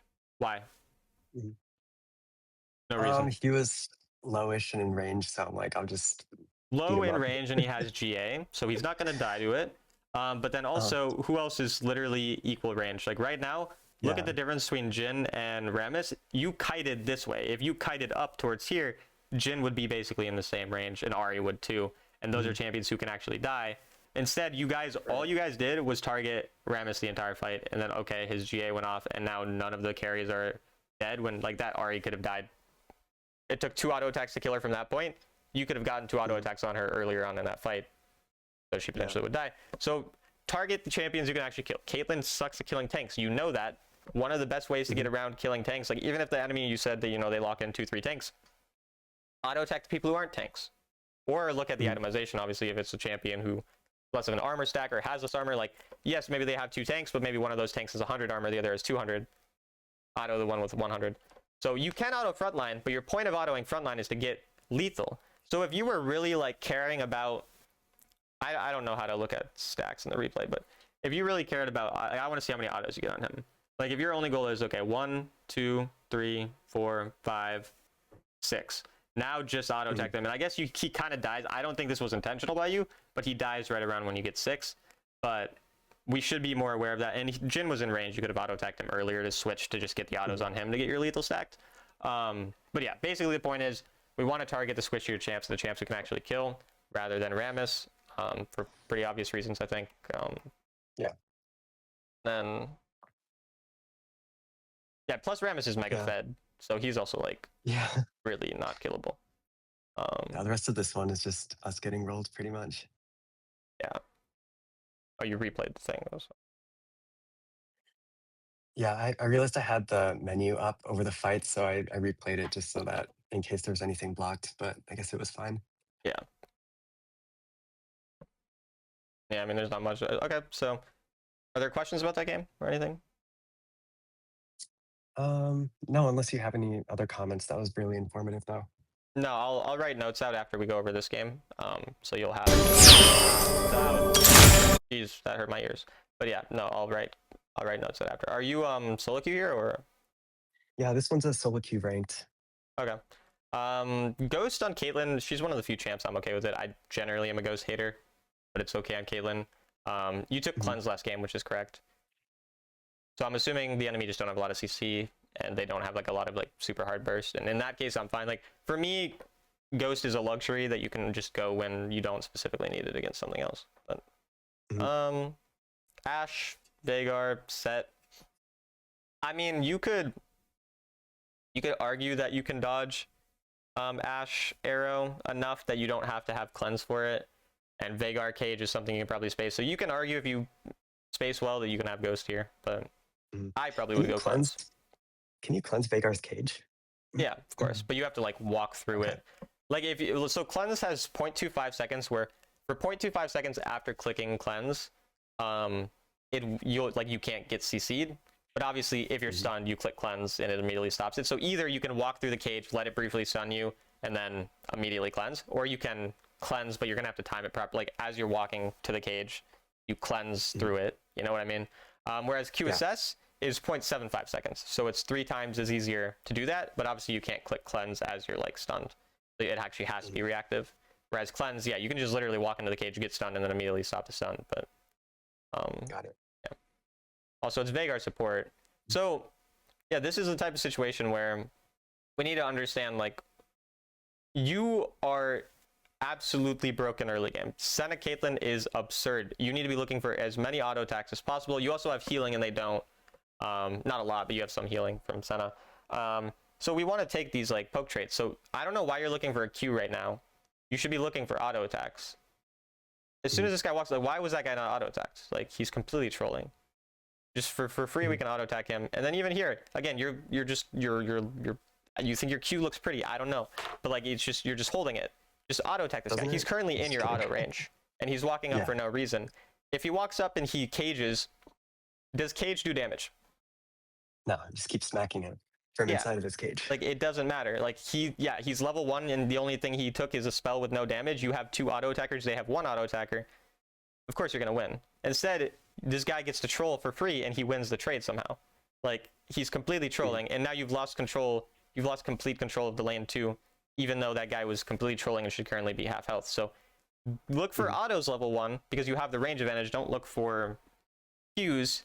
Use your Q like when the enemy walk up for a last hit, for example, because then you can hit the wave plus them and they're going to stand still to auto attack. That's when you're using your Q. You're kind of just spamming what Q for wave clear. Like you also just don't like Q for wave clear level 1 isn't that useful because, okay, like the point of your Q is to get prio, right? Like as in the point of the Q that you are doing here is to get prio, right? Yeah. It's easier to stop people from getting prio by damaging them. The only way to get prio is not just I hit the wave over and over and over, because if you hit the wave over and over, but then you're half HP, they get control of the wave still, after that. So what's important is to understand that a way better way to back them off from walking up to the wave and then getting prio is walk up further, look for an auto attack, because you're going to have slightly higher range than Ashe. So you'll auto first, she'll auto second. Then as she stands still to auto, after you auto her, because she'll trade back on you, that's when you Q, and now you get Q plus auto, and she gets auto. She might get her W off too, but you're in the wave, so you're fine with that, because it's not going to hit you. Yeah, I'm starting to realize, so that feedback from the support player I put in the document, she was mentioning that I'm not aggressive enough, and that's something that I should work on. I'm kind of like, I'm either going balls to the walls and just ignoring all the damage that they do. But I'm just leaving a lot on the table in terms of how much I can hit them. So I'm totally seeing that from your feedback now. And then it's very, very bad, generally speaking, to split our damage on people if we don't have to. Like, we would rather have one person 20% HP and one enemy 100% than both 60, because obviously someone's actually in lethal range then. So you start autoing Veigar, then you get Cage, then you start autoing Ashe. I would rather you keep autoing Veigar right now, because I'm assuming, do you understand, like the concept of like the triangle, right? Yep. Yeah. Okay. So right now, obviously, yeah, go ahead. On this point, I was wondering, so in this case, I guess just generally, if I get to choose between whether I'm autoing their ADC or their support, is there like a priority that I should think about? Yeah, Like if I have an enchanter, Lulu, target the Soraka. champion that can deal more damage, which is almost always the ADC. The Hmm. exceptions, so this is if you have a choice. Obviously, you know, if there's just one person Hmm. in front of you, hit them. But yeah, if you have a choice, rather hit the ADC 95% of the time. There's a couple exceptions. If they have a Soraka, Soraka heals her teammate, she can't heal herself, so you'd rather hit Soraka most of the time. Additionally, if the ADC has barrier, barrier can't be clicked to stop your teammate, but it can be clicked to stop you from dying. So that's something to consider. It doesn't mean you're never going to target the ADC, but it's more likely that you might want to target a support if the enemy has barrier, because if they have exhaust, you're exhausted for all the damage you do to anyone. If they heal for any, obviously, right? So the barrier and the Soraka heal are kind of the two things to change that, but generally speaking, it's target the ADC a majority of the time. Hmm. Okay, So got it. here, I'm going to tell you to target Veigar, because Veigar is in front. And then look right now. So the concept of the triangle. You can maintain a little bit of the triangle if you continue to kite downwards, but notice how you walk in a position where you can be autoed by both. Like you walk back up into the middle, so now the triangle's able to be created. If you continue to kite like here around, you know, the edge of the cage, Ashe has to walk up further, which means Senna gets free auto. Instead, you're letting Ashe hit for free while Senna can't auto at all. So now you're getting triangled, and you know you're screwed here. Hmm. And this is why you take Got a it. bunch of autos and Senna can't do anything. And again, you split your damage, so that's a little bit negative as well. He just ignites you for fun. It's fine. And then you should probably honestly just get fruit after. Yep. I mean, he's rolling because they're just level 1. So yeah, this is fine. Hmm. But yeah, like basically that's what you could. And why would you take the fruit? You need to just recall and leave. Like again, just Yeah, grab a vamp I scepter. Like just grab a like I you don't thought have to be that. so obsessed with Yeah. boots. Like boots got nerfed. Boots are not OP. Yes, look for recall and Hmm. boots for boots in lane when you can. But the problem is Hmm. if you recall after this wave, enemy ADC gets back, enemy ADC gets control, enemy ADC gets to recall and get boots anyway, or at least get something. They won't Hmm. get boots because they don't have a kill, but they'll get something. And they can ward jungle camp, they can get vision, Hmm. they can have control of the wave, so they can be on next, everything like that. Whereas if you recall right now, you're going to recall at basically the same time she respawns. Like if you just Hmm. recalled right after this, your recall, I think it's 5 seconds. She's a lot, like it would pretty much be exactly the same. You'd be a second or two late compared to her, and you'd be there with a vamp scepter, which is a very, Right. very strong, you know, for trading. Like that's going to Hmm. be a difference maker because she doesn't have anything. Instead, you stay. Now, in your wave clear sucks, and if you want to do a Dirk, you can do a Dirk. Like I said, I don't mind. And then she actually is able to kind of take advantage of you. I mean, she's dog shit, so I think you're actually going to kill her, but that's just because Yeah. she's really, really bad. And she literally just stood Mhm. still and like, yeah. Question on that. So I find myself in the position a lot of times where I have the tempo to, like, I push the wave in and I can go back. And let's say I do actually make the right call and actually go back, but I Yeah. haven't been. So I have the choice of going like a long sword versus brown boots. Like I already have a long sword and I'm kind of close to boots. I don't know. That situation doesn't make sense. But basically, No, I know if I what you have mean. the Yeah, grab a 500 long golds, sword because the damage matters more on the recall okay, than got it. grabbing the move, because the movement speed doesn't really do anything unless maybe you're into a Mhm. champion who you feel like you really, so maybe you like really feel like dodging the Lux Qs is going to be easier if you have boots. You can be like, okay, I Mhm. think that that boot buy is actually going to translate into over a ruby crystal, because if you get hit by a Q from Lux and an auto attack with her passive, that's going to be more than like a ruby crystal worth of damage, which is this same as, you know, longsword, because they're both 500 gold. So in that sense, Mhm. you're going to be getting over a ruby crystal worth of value, and you're going to be able to get towards the item you actually want more, which is the boots. So it's going to be beneficial. But in most situations, that's not the case. Usually it's just auto attacking. So Mhm. you'd rather just have extra damage on your autos. Mhm. If you're in a winning position in lane, would you rather go Vamp Scepter over brown boots or finishing your boots? I would rather finish boots if I can finish boots, but if I can only get the brown boots, then I would get a vamp scepter. So like that's the situation you were in. Okay. You had 700 gold. You didn't have 900. You had 700. You can get a vamp scepter for Mhm. that. So I would do that. But if I had Got it. 900, I would have bought boots. Okay.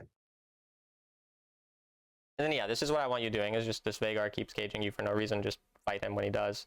The only problem is you're taking a bit too much minion damage here. Like you can kite again your teammate rather than. But I don't mind too much because you're up a level, so you're just trying to get a bit of an advantageous trade. And your Senate does suck. Like if your Senate was good, it's very, very easy as well. So. It's mostly fine. And then again, this is one of those times you can just recall. Like, you don't have to get like a million gold recall. You can get a serrated Dirk, recall, grab all your health, get back to lane.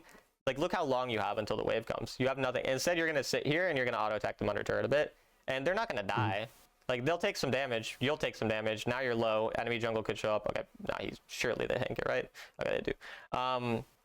And like, you don't get that much value from this. Like, the difference is you could be doing exactly what you're doing, but after you recall, because like, if you look when you're going to recall here, there's only two options. The enemy are already 50% HP.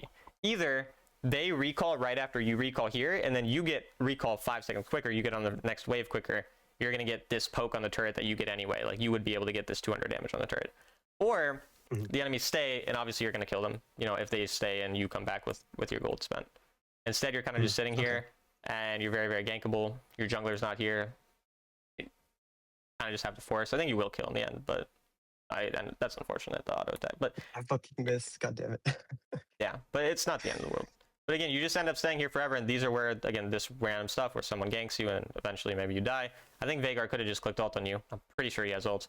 I don't know why he didn't, unless it's lower range than I thought. But again, you just see, you're just sitting here for a long time on low health without gold spent, and it's really weird and messy. Just take these simple recalls and abuse recalls to win lanes rather than trying to win through just purely like, I outspace you and outtrade you, because just a lot more complicated and a lot more reliant on your support to trade super well. And again, you're sitting here 1800 gold at this point with no flash, no ghost, and jungle is on your side of the map. Like, as an enemy jungle is on your side of the map. He's not going to gank you right now, but stuff can happen soon that leads to, and you sit here, and I don't even think you're higher health. You're not higher health. I mean, this Ashe just doesn't farm. Like, for some reason, you're a level and a half above her. Then yeah, like, I think you might actually die here. You do, because you just stay up with nothing. Like, if you don't have a reason to stay up, then don't. You can just always look to do something else. Like, you don't just have to stay in lane and poke over and over again. Yeah, I think you understand. But Yeah, makes sense. Another question. So I guess if there's squishies and tanks, that's one thing. But if we're kind of in a winning position here, or at least I'm a little bit ahead, do you think I should double down, go collector, since it's an early game item, and then I can punch squishies more? Or do you think it's better to go BT at this point? there's a benefit from both of being ahead. So the benefit of Bloodthirster from ahead is it's harder to throw, but you don't have as much damage to snowball as hard. The benefit of Collector is obviously it's easier to snowball, but it's easier to throw as well. So the determination, it's not just a simple like yes or no, it's do I think the enemy are scary enough to kill me? So in this case, they have Ashe, they have Veigar, they have Poppy, Teemo. I'm not that scared of any of those champions fucking me super hard. Whereas if it was like a Zed and a Vi, like say Zed mid and Vi jungle, or RH Vi, I would probably just grab Bloodthirster, because I think it's very likely they try to blow me up. So in this game, I think Collector can make sense if your early game's going really well and you're early able to decide on the choice. So yeah, it's pretty much, if you think it's going to be easy to throw or they have a lot of scary stuff, you go Bloodthirster. If it's not, you can go Collector. Okay, got it. And then, I mean, your goal here is just to eventually get your recall. But this is what I wanted to point out, is you dying ended up giving you a good recall here. Like, I think you died, right? Yeah, you were dead. But you Yeah, dying made you basically do what I'm telling you to do, which is like, if someone stays, they get fucked. Like, you see how he gets fucked here. Because, and then you're just able to do this. Maybe if you ghosted, but it's fine to not. I get why you wouldn't. But like, this is what I want you doing more often. Just make them stay here and be fucked. Like, and then you're gonna get what you would get from staying in lane forever anyway. And then now your only goal here is obviously stay for the wave and then get a recall. You can, I guess you can try to get turret because you think you can squeeze some out. I don't really mind this. This is fine. Oh, also, you never use this semi-lock camera. I just realized. Yeah, like right now you should be able to see their health bar. So. What was that? Sorry. Yeah, I've only turned it on recently, so I'm not used to using it yet. I just found out it existed, and I'm like, that's actually really nice. Yeah, it's pretty broken, especially for high range. Like, Caitlyn might be the best user of it in the entire game, unironically. So I would spend a couple days at some point where the only thing you think about is how you click your camera, like constantly just be obsessed with it, because it feels awkward. Like, it took me months to get used to it. At this point, I've been using it for over a year. I saw it on Gume stream. I was just like, why can Gume see differently than me? And then I asked my chat, and then they told me that's what it was. But it took me a long time. Like, it's going to be awkward, and I still sometimes, like, I click it, and then my camera gets a bit fucked. Like, it happens, and it can be a bit weird and awkward, but yeah, it's something you need to try to get used to, because right now you should just be able to see their health, and it should be natural to you at some point. And then don't auto-aim your E. Like, you spam auto-aim your E here. Like, and you see that I went on the Veigar. And that's kind of weird. I actually, like, it looked like Ash was closer to you. I don't know why I did that, but... Yeah, I think I have absolute health turned on, so it targeted so him it's targeting. instead. Okay. Yeah. That's weird, yeah. That makes sense. And yeah, I mean, you can stay because they're low. So, like, this is a time where it's fine. And honestly, you can just ult the poke here. Like, I would just ult this guy. Like, then he can't punish me, and then I'll get turret. I think you might get turret anyway. But, no, like, you're so not greedy. Like, you just auto attack the turret here. Like, it's low enough that you're playing to kill it, and you're trying to pressure the enemy off. Instead, you're Wing and wasting a bunch of time getting no autos off, and then, you know, you just don't get the turret. So... And yeah, I mean, eventually get it and reset. And so this is a situation where you want to reset and go top. Like, again, we've talked a lot about how we want you to actually be able to play around the map. Like, you're constantly just lane. The wave is pushed all the way to their tier 2 turret. You're not going to kill Kindred with no mana and no ghost. I mean, even if you had ghost, you're not going to kill him. I don't care about chasing this. Reset, go topside, get more free gold. Instead, you chase a random fight, teammate dies, you're low mana. Now by the time you recall, the wave bot is already nearly neutral. You go back to the wave bot. Okay, that's fine. Push wave and get the fuck out. You can go further if you really want. If you want to get one more wave, I don't mind, because I'm fine with you sticking both waves, but get out at now. What, like, you're obsessed with lane. And finally you do get out, but it was super late. You know, like, you even played for more random poke here. Like, after, like, usually like this doesn't do anything. We should already be leaving. Yeah. And then take the grump as you go. Like, you have the ability to get some extra gold as you're walking there. The whole reason you're going mid is to get gold. Why not squeeze 150 extra gold out of it? Or even his fucking blue buff. Like, you could farm his entire jungle. Just push and then go get his jungle. Like, he's literally not in his jungle. He's topside. And you're just leaving those camps up for nothing. And then you eventually walk topside. This is a little bit better. The cycle you're kind of doing here. Like, you push bot, you then go mid, then you go top. This is what I want you doing more often, so this is overall good. The problem is you're extremely slow with it, and in that case, you also could have squeezed the jungle camp out. The jungle camp thing is not going to be common, so it's not something I'm overly worried about. What I am worried about is the speed that you're doing it, because again, you sat for autoing Kindred for 10 seconds, you sat autoing Veigar for 5 seconds, 15 seconds later, or earlier, you could have been here, you know. Obviously, that's not actually how it would work, but you could be here earlier. But this is proper, what you're doing. But again, just like in the example where we were saying earlier, your goal when Jin walked up to auto attack you, when you were under his turret last game, early game, you autoed the turret instead of autoing him. Your goal here is not kill turret from 2168 HP while everyone's looking at me. Like, that's not going to happen. Your goal is make them back off so they're low enough so I can get the turret for free. But here you just auto turret instead of placing Ws. You have 4 Ws and you don't place any until this late. No, you still haven't placed it. Like, they shouldn't be able to walk up here, you know? Like, there should be a W literally across the entire range of the turret at this point, where if the enemy walk up, they're dead. You don't W to follow up on you know, anything. You have 1 W out at this point. And now you're not getting any damage on the enemy, and the enemy are able to push you back because of that. Whereas if you'd gotten all that poke earlier, it would have been way more effective, and they would have had a way harder time walking up, so. That make sense? Yep. Okay. Yeah. And also, I don't know why you're so scared to walk up at them. They're all, like, pretty low, and you have Ghost and Flash, and you're not walking up to pressure them. You're just hitting the turret more. Like, you should be autoing these people right now. They should be completely, you know, backed off, and probably, I think you probably could have ended up outplaying and killing one. But the kill is not guaranteed, just, you know, maybe. And then, I mean, I would definitely value wave control over the scuttle here, which you eventually do.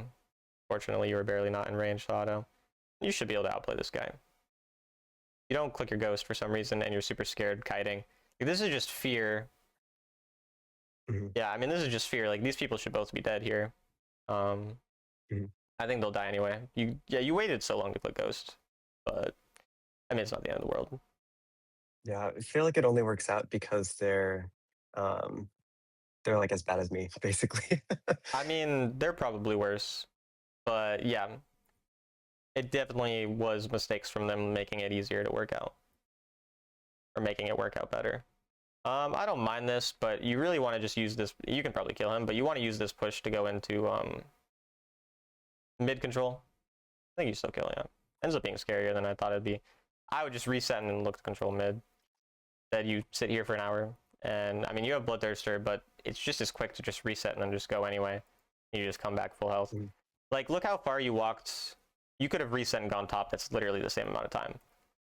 And then you buy a little bit of something. Yeah, and the 1,000 gold I'd have would be on the field. So Yeah. And again, you're super scared of that guy. Like you're way further away from him than you need to be. Why did Poppy just fucking screw? Like what? yeah, I know. Okay. Well, either way, and again, you do this way too often. You did this in the last game too. You push bot when Baron's up. You almost should never be here when Baron's up, unless like the wave is pushing super deep and there's a Jax on your Nexus, and the enemy are gonna get Baron and you're already so far behind that you can't contest it. But that's not the case. You're mega fucking strong. You should be on every mid wave immediately. Use mid wave to go in to get control and like vision. Use that vision to either rotate into a Baron side lane or to just poke people off of mid wave, constantly have control of mid wave, and snowball. Instead, you reset or you go bot, then you don't reset to spend your gold even though you have an entire item, and then you just come here late and the enemy are in a neutral point in the lane, and then you get one shot and you die. So, I mean, yeah, we can see where the mistake is. It's pretty straightforward. But again, the reason that this was bad, I mean, mechanically you did play this poorly, but that's not really what I'm concerned with. It's pretty obvious, and this will happen sometimes. The problem is, again, that you're going into them. You are 10k gold. You're by far the strongest person in the game right now. If you'd spent your gold, which you didn't. But you're by far the strongest person in this game right now. Even with 1,800 gold not spent, you're still super, super strong. And you have flash. And yet the enemy are the ones on the wave. And the enemy also were dead like a while ago. Like you could have kept control. Instead, again, the enemy are on the wave, and because they're on the wave, you have to walk into them, and it's just harder to play. And then obviously Ash Arrow hits you. It's it is what it is. You're a bit far in front, instead of letting your team walk forward first and make space for you. But it is what it is. It's again mostly the mid control that I'm actually concerned with.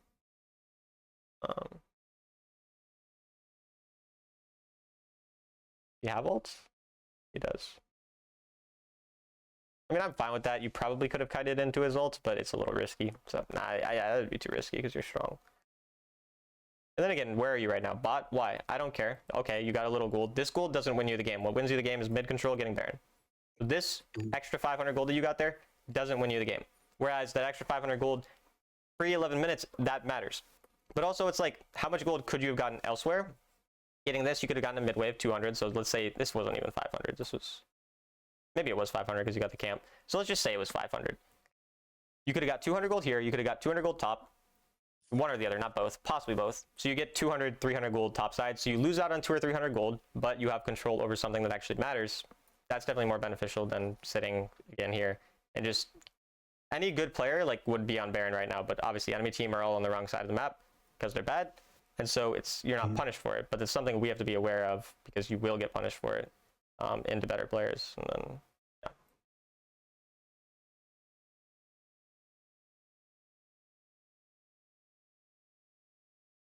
I mean, it is what it is. I'm fine with that.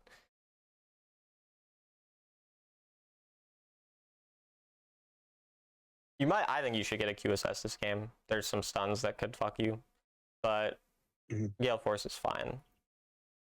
And also, again, like, we're pushing a random wave and farming randomly when... Did you hit IE here? I think, yeah. Didn't you? Or did you not quite? No, you didn't quite, but you're still really strong. But you're 3.5 item Caitlyn at 16 minutes in the game, which is good.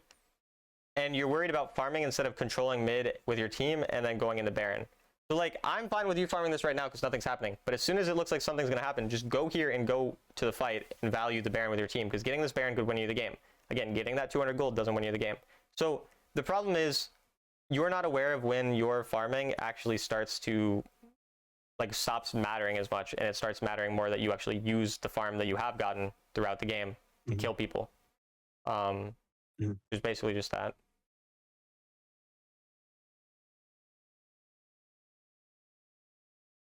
No, you might. No, you're probably fine. A little scary. And then why? Like, the fucking Baron is up and your entire team is alive and 4 of the enemy are dead and you went to bot side. Like, you're completely unconcerned with Baron for some reason. Even though this is the only thing you could be, you came back. But the only thing you should be concerned with is Baron. Instead, now you're sitting here, you want to fight, but now you're weaker for this fight than you were for last fight because you don't have flash and you haven't spent 3,000 gold, whereas the enemy have spent gold because they died.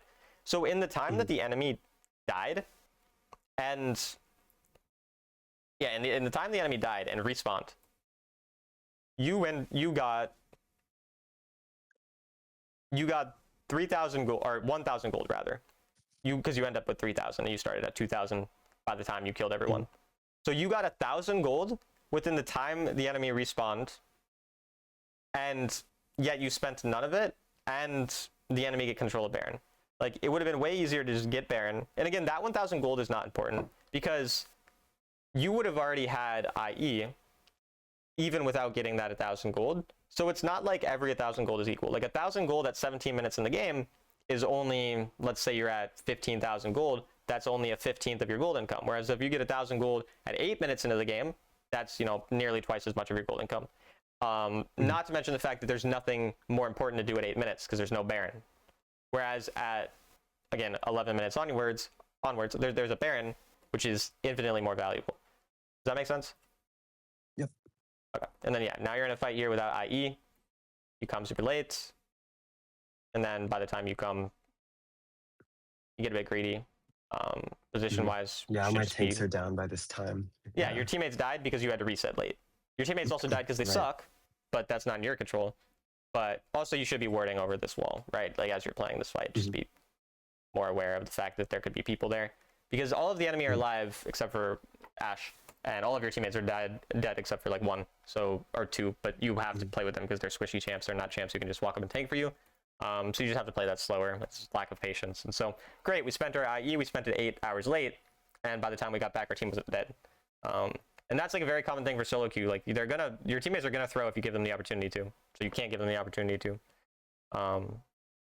Which means you have to utilize tempo properly, and you have to let them int when it doesn't matter. It doesn't matter at 8 minutes. They can int and you can get your bloodthirster, you know, or your collect or whatever it is. But you can't let them int at 15 minutes. Now, I'm not saying you can control them every time. Plenty of times they're just going to int regardless, but you have a lot of these things you can do to make it harder for them to int, which is resetting at proper times, being ready on the fights, you know, when it matters, that type of thing. So I'm going to start writing notes out. You see my screen still, right? Yep. Okay, so as I write the notes, if at any point anything I say doesn't make sense, or you want it written differently, or you remember something we talked about, or you have a question, just interrupt me at any point, because obviously the point of me writing the notes is for them to be useful for you. It doesn't matter if it makes sense to me, if it doesn't make sense to you. So first thing, early game, I'm just going to go back thinking about the first early game. Basically, assume enemy are in bush level 1. Because you walked up and just started hitting the wave without really being aware of where the enemy were level 1. So yeah, we just got to be better about that. Keep track of key spells in lane. So that was like Lux Q in first game. You weren't aware of that, and you let her kind of trade on you constantly without really like spacing it or anything like that. And then use the window between when you push the wave and the next wave comes. I guess when you crash the wave. You crash the wave, and the next wave comes. Is holy shit! I'm confusing my brain. Next wave is coming. To what do I want you to do in between that window? Recall. Buy. You have options. That's an option. That's a fine option. What other options do you have? And I'm talking about early game. Early game. Farm Krugs. Ward. Farm Krugs and ward, and then the only other thing is to poke, like poke turret or poke enemy. So you are allowed to do that. Coming to ward, recall, poke, turret / enemy, and then you said one other. Krugs. Really early game, I wouldn't. I don't know. Really early game, no, because your jungler will be like it actually matters because okay, like if you do if you do that, again, it's the same as I was saying, gold is more important early game because like the same number of gold is more valuable early game. The same number of XP is also more valuable because if I go from level 4 to level 5, which like Krugs will do for a jungler a lot of time, I get my ultimate. If I go from level 8 to level 9, I don't get anything besides, you know, an upgrade.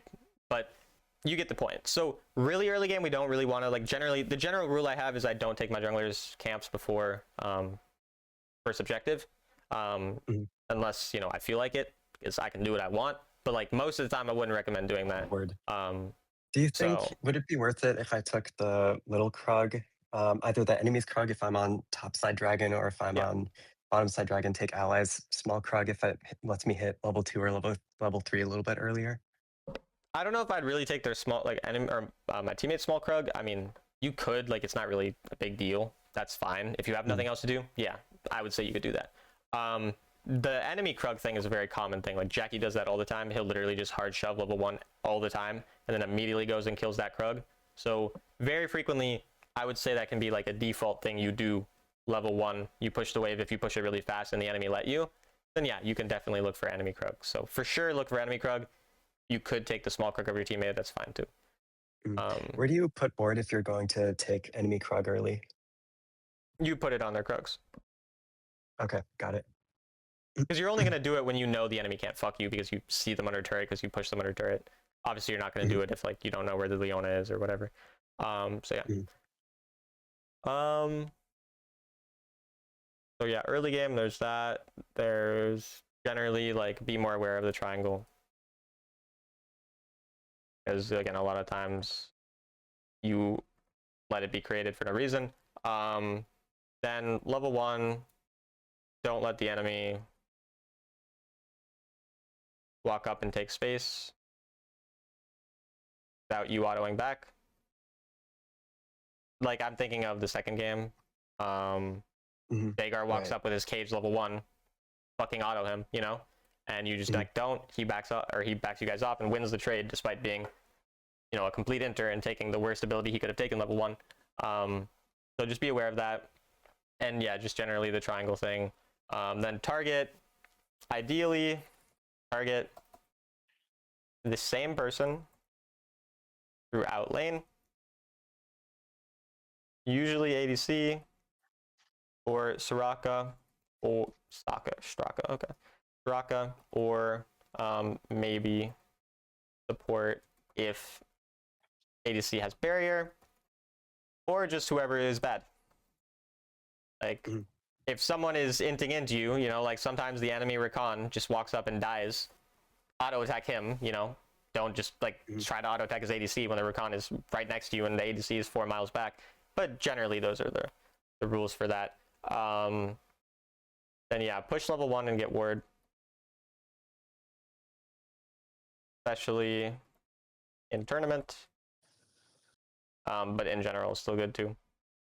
Oh yeah, then there was the situation where your jungler looked for an invade. So if jungle is being active on our side of the map,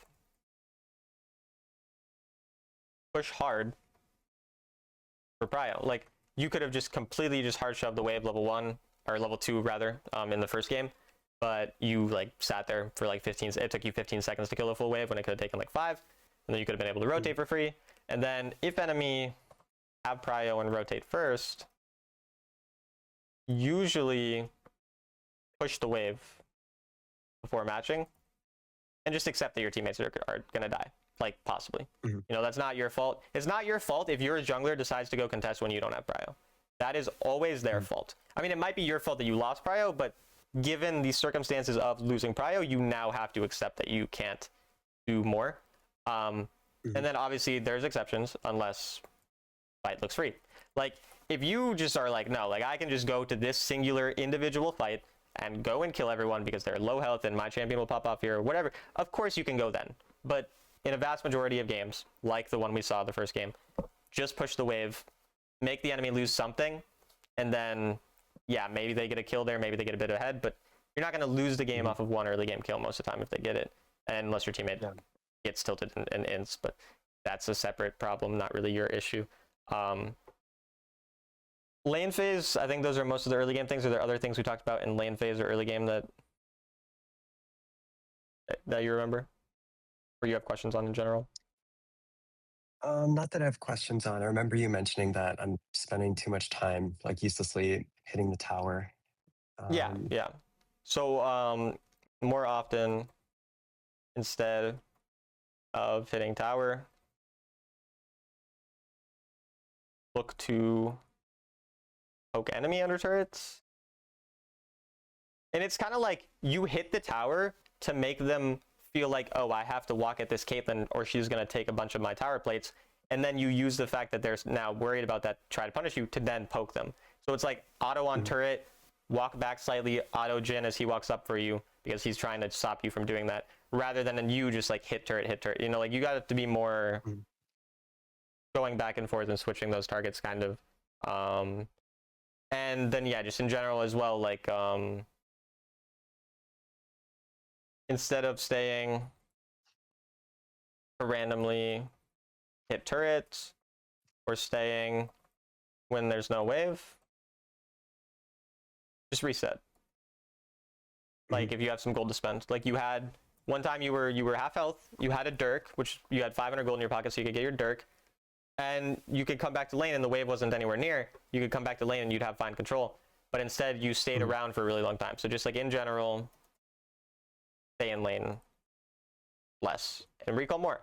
And now this is going to be like something you're going to have to balance, because I don't want you recalling 24/7 either. Like there is a balance between it. It's sometimes hard to find, and it's also not always like, it's not something I can just tell you like it's just a blanket statement that you can always do this.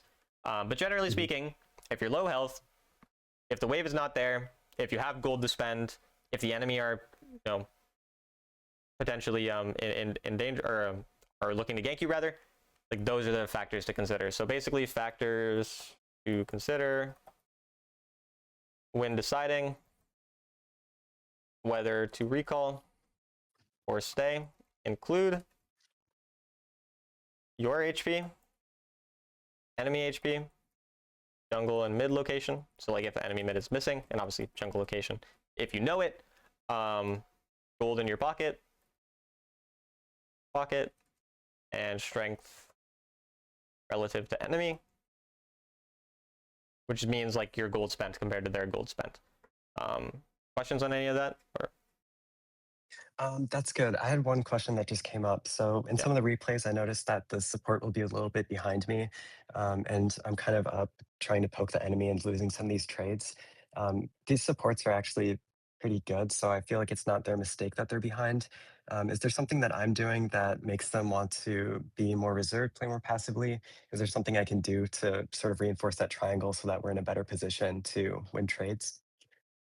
I don't know without the situation. You call them good. I probably think a majority of the people you think are good are dog shit. So it really, I'm not sure. Maybe I think they're good. You know, I'm just, I'm egotistical. But the point is, I have no idea in that specific situation what you could be doing to cause them to not.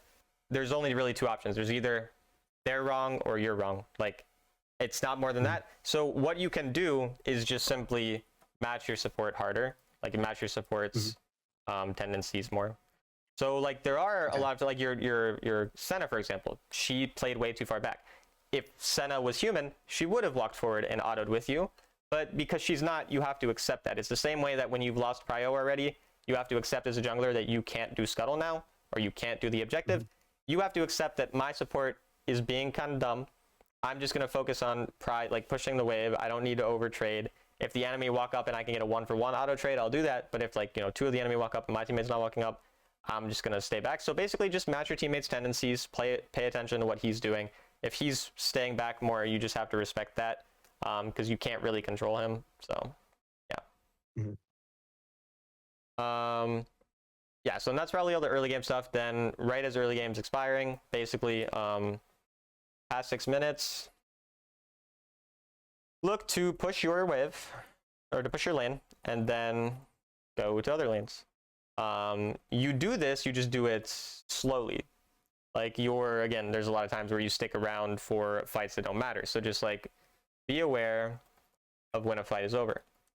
So I want you to try your best to be like, okay, like if we look at the Kindred example, I'll just pull it up so it's easier to talk about. But so if we look at the examples right around this time, I think it was this fight you see. So like this fight, like this is already over. You should already know in your mind this is over. Nobody is going to die here. There's no way, unless your teammate actually does die here. But like you're not going to kill anyone here, you know, realistically, without really silly mistakes. You have to be able to identify quick enough that it's over, and then reset, and then go topside and do it. But instead, what you did, you stay around for a long time. You end up, you know, you recall, you go back bot, and then, you know, you have to spend a million hours doing other stuff before you finally get to topside, which is where we really wanted our final destination to be anyway. So yeah, basically the point is try your best to try to figure out, you know, when a fight's actually over, which is pretty much like, do I not have cooldowns? Do I not have mana? Do my teammates not have health? Or my teammates backed off or dead? Or all those types of things. Does that make sense? Yeah, crystal clear. Okay. Then yeah, in general, a lot of your mistakes relate to that. Then there's the mid control stuff too, right? So especially the tournament game, or the well, I guess that was just a 5Q ranked game, but for tournaments in general, and in general, mid control is more valuable. Mid control and Baron lane, side lane control is more valuable than duo lane, side lane control. Past what time? I'm asking you. Yeah, so I was thinking about it. I mean, Okay. Baron spawns around 12 minutes, right? 11. But 11? Okay, so where did you mention earlier? So past 6 minutes, I'm looking to go to other lanes. So then I'm going mid. And probably by 10 minutes, I'll hopefully have reset, gotten my item, and then I'll be looking to ward and push the mid lane. Yep. No, so yeah, like 10:30 is roughly, the point is Baron. The point of this is Baron spawns. So 11 minutes is when Baron spawns. So 10:30 is when you're starting to already kind of prep if you can, but especially 11 minutes onwards. So the entire point of that is you were right, like thinking about Baron, though, yeah, it's 11 minutes, not 12. It's just when Baron is spawning, that is what matters. And the fact that you don't know the Baron spawn timer shows, one, that I play this game too much and I know all these things, and then two, that No, man. that's a joke, but the point is Yeah. that you don't pay attention to it. If you were paying attention in your games to Baron, you would know when it spawns because you would be consistently seeing it at the same time. But you're very frequently completely unaware of Baron, so just be more aware of Baron. Like literally in both of the games that we saw, you're completely ignoring it, farming a random side lane that does nothing for you. We kind of talked about how, like, even if you get slightly more gold from the dual lane side lane, doesn't matter if the enemy gets a Baron and you lose the game off it. So there's that. And then in mid game, well, mid and late game, after pushing mid, ask what else you can do and do before next wave. Vision, recall, rotate, etc. Because like especially you need to use the fact that you have mid control to get mid control of the next wave. So like we push a mid wave, we use that mid wave to get a vision, and then we stay up with that vision and we slowly pressure the enemy back. Whereas you again are, oh, mid wave's pushed, I can go jack off under my turret until the next one comes, and then you just meet them in mid again, like at the midpoint in the map. So then they have control of it, and that's where again you're having a lot of issues. So pretty much, yeah, like early game, you have all those things we talked about. Mid game, it's pretty much like mid game, meaning 6 to 11 minutes basically before Baron spawns. You need to be cycling more between waves. So we have wave push. Now we go to the next, and we kind of be a bit smoother and quicker about that rather than chasing these random fights. Again, you're roughly aware of that, but you could be a bit better about it. That's why you're 860 GPM, which is pretty good compared to something that could be like 900, 950 if you're like really good at this type of stuff. And then late game, 11 minutes onwards, basically, we need to start valuing that mid control and using mid control to get positioning on Baron and understand that the Baron is like kind of the main key thing past that time that is really going to win us the game. Then as it relates to fighting, I mean, your team fighting is fine. I think you have like, you're mechanically not like, you're fine. Your mechanics are probably right around what your rank is. Those are things you're going to improve more with time. Obviously, spell tracking is something I pretty much just write down as a default with coaching in ADC. So always be aware of that. I don't think you did like an awful job Mhm. of it or anything, but there's probably times you can improve. Other than that, though, I think those are all the things that we really talked about. Are there other questions or other things we talked about? Anything at all? No, that was great. It helped me realize that I'm playing like a bot and I know how to improve it. So this is exactly what I wanted to get out of the session. Thank you so much. Okay, then I'll send you these and see you later. Good luck.